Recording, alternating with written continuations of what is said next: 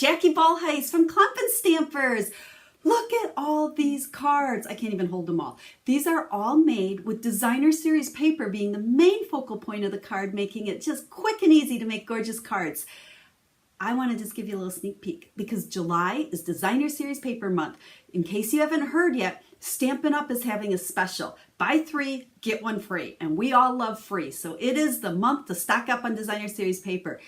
I'm going to flip the camera down because I want to give you a sneak peek at all of these projects I've made using these Designer Series papers that are on sale. And all of these cards are going to be featured throughout the month of July with all of the details. But let's just take a sneak peek for right now. I truly think you can call me a DSP freak or a Designer Series paper freak. I love to make cards that use paper. So I'm going to just kind of flip through these and give you a little peek at some of the ones that I've made that I'm going to be featuring in July, all the details. But I just wanted to start getting you excited for this paper sale because Stampin' Up has the best paper around. And when they have a sale like this, it's time to stock up. So all of these cards feature different papers that are on sale, and you're going to be able to purchase it next month or in July. And aren't these pretty? I love this paper. It looks like photographs.